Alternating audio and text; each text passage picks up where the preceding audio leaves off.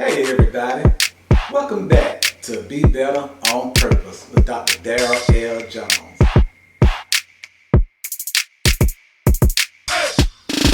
Thank you for tuning in to my YouTube video, and today I want to talk about something that's very dear to my heart.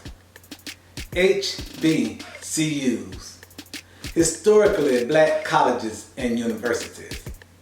I have such a deep love for HBCUs, probably because I'm a product of one. Morrisbrowncollege College, located in Atlanta, Georgia. And while I'm thinking about Morris Brown, very quickly, I want to shout out Eric Perdue, who designed this shirt for me that I'm wearing today. And if you would like one, leave me a message, inbox me, DM me, put it on a post, and I will get you in touch with Eric Perdue so he can get you a shirt just like this one. And I do believe he makes shirts for other schools and universities also.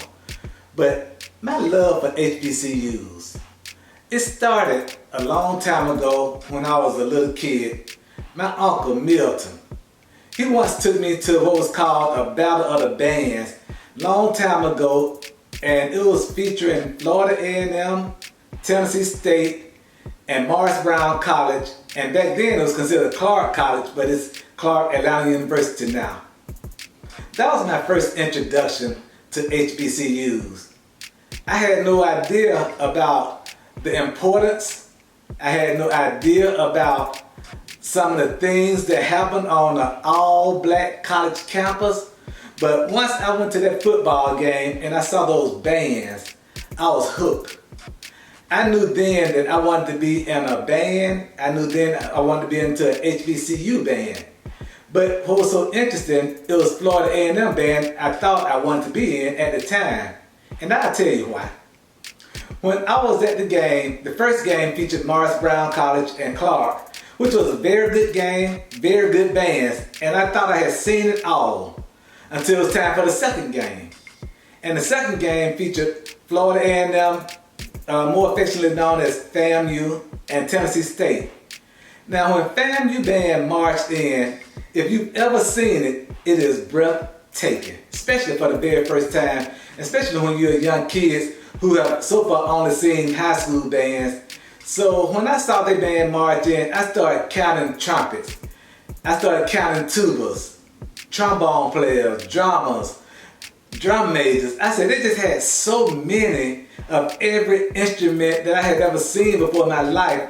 I truly believe that they had probably close to 300 people marching in their band at that time, and that's not even counting dancing girls and flag team and auxiliary members.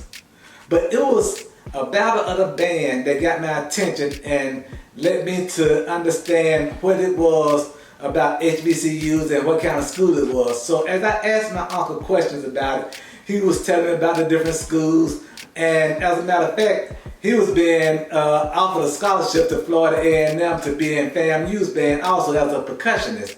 And for those who might not know, my Uncle Milton was one of the greatest percussionists I've ever seen before in my life at that time, and even still to this day, one of the best percussionists I've ever known in my life. But anyway, he chose a different path, and he went to the Army to serve our nation and serve our country. And I'm so proud of his services, and I'm so proud that he did go to the military. But what he did was he opened me up and put into my heart the desire to want to be in a band like one of those bands I saw. So fast forward a little bit, I'm in high school, getting close to graduating, and I'm thinking about going to a particular college and not sure exactly where I want to go.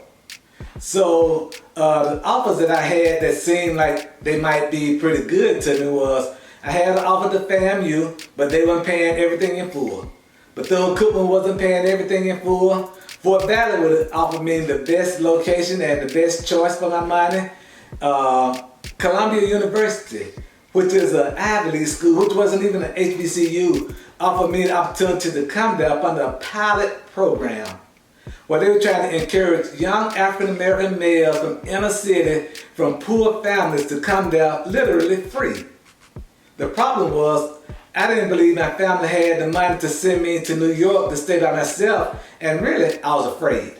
So, there was another school that had interest in me, but I didn't know of their level. I just knew that they were schooled locally, but it cost more than the other schools I was considering.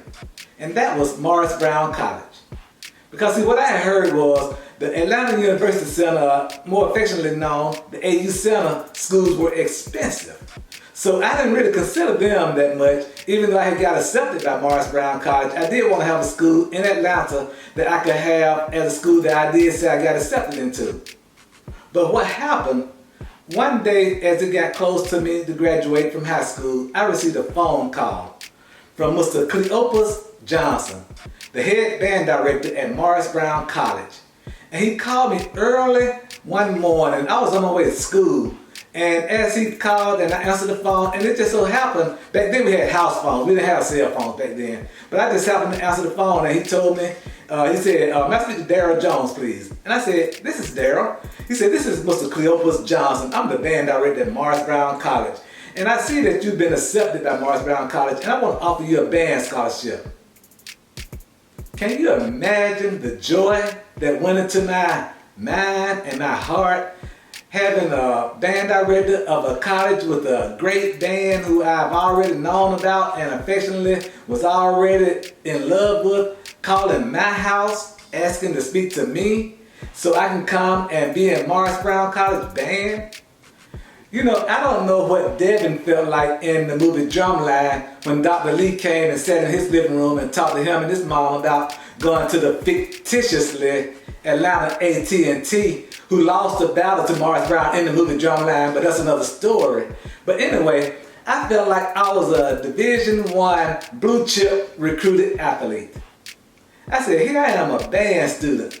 I got a recruiting call from a band director of a HBCU dynamic marching band. So I was hooked.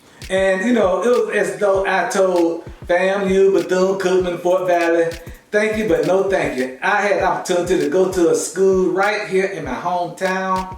Everything would have been paid for because I had already understood and knew what my financial situation was from financial aid. But he was offering a scholarship, which meant more money that would go into my pocket.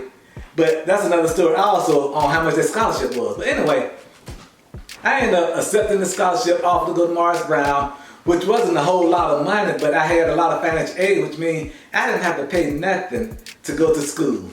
But going to Morris Brown College offered me the opportunity to be around a lot of like-minded people, a lot of people who have a desire to want to better their lives and do something more positive with their life by attending an HBCU.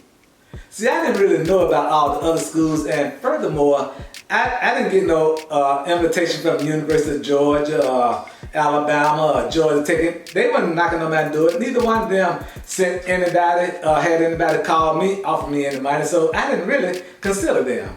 But when I got to Morris Brown campus, I found out some stuff I just didn't know. I saw some people on my campus at Morris Brown who came from families that had some money, and some had a lot of money. But for a poor kid like me who grew up in the inner city of Atlanta, I didn't know that there were kids my age had their own cars. And some had some great cars and some nice looking cars. So, you know, that was an eye-opener for me. But what I found out also, that there were a lot of instructors at Morris Brown College, and I'm pretty sure that those of you all who have gone to HBCUs could say the exact same about yours. I met some of the smartest people in the world teaching at Morris Brown College. I was a business major, and my department chairperson was Oscar Burnett, one of the smartest minds, one of the smartest economists known in America, who had a personal relationship with, at the time, the chairman of Chrysler Corporation, Lee Iacocca. That's another story also. But anyway, I love HBCUs. The step shows, the parties, the recruitment that goes on from corporations who want to come to HBCU campuses to get the brightest and the best of HBCU scholars. And it's just so many more things that happen on the HBCU campus. You even become awake. Maybe you want to say you got woke up on HBCU campus. You found out about things like apartheid back then when I was growing up. You found out about things like reform. You found out about things like 40 acres and a mule, something I didn't know about. I knew about Juneteenth, and I learned about Kwanzaa on an HBCU campus. And when I graduated and I got grown and had my kids, I indoctrinated them in the HBCU culture. I took my kids to all the Morris Brown College football games. I took them to other HBCU games. As a matter of fact, I made sure that they had to do reports, write book reports on different HBCUs. I even had a book that listed every HBCU in the United States of America, so they would have a choice. And I'm just so glad to say today that we are falling back in love with HBCUs.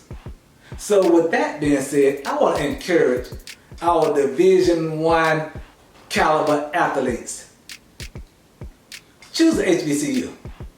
Because if you are talented enough, if you are good enough, the NFL will find you, the NBA will find you, and any other sporting agency or any other major corporation, they will find you if you're good enough. I'll never forget when I was at Morris Brown College and we was having a football game against a school called Mississippi Valley State. They had a wide receiver on that team who was so dominating. I'm talking, he literally beat us by himself, by the name of Jerryrice. And you might have heard of him, who went on to play for the San Francisco 49ers and become a Hall of Fame NFL wide receiver. But that wasn't the only guy who I had the opportunity to witness personally. I witnessed Shannonsharpe as a receiver at Savannah State College here in Georgia. Just pretty much beat us by himself with his talent and skill. And both of those gentlemen were drafted by the NFL. They had great careers and went on to become Hall of Famers. So if you're good, or if you're great as people have told you or you think you are, I want to join this movement that I see on Twitter and Instagram and Facebook, trying to encourage our young students to go to HBCUs. Spend your money there. I told my kids a long time ago, if you want to go to college and if you are capable of going to one of the universities, I have no problem sending my money to HBCU. But if you're going to another school, they're going to have to pay for you. I meant it then, I meant it now, and the same will happen for future generations of my family. If you go into HBCU, I have no problem supporting you financially. I'll support you anyway, but if you're not going to HBCU, I won't send money there, but I'll send my other support there. And because I'm selfish, yes, I'm selfish, because I love HBCUs and I want all my family and friends to love HBCUs, and I want us to start encouraging our brothers and sisters in our communities to go back and strengthen and make our HBCUs great again. Well, until we're together again, be better on purpose. And better yet, be better on purpose with Dr. Darryl L. Jones. You can find me on Instagram, Twitter, and Facebook at Be Better on Purpose or Dr. Darryl L. Jones. And you might have noticed that I'm not wearing a Be Better on Purpose shirt today. And yes, I have on my Morris Brown College shirt made by my classmate, Eric Purdue. You can get my books on Amazon. I have 3 books currently in the Be Better on Purpose series: Marching Towards Your Purpose, Running Towards Your Purpose, and Driving Towards Your Purpose.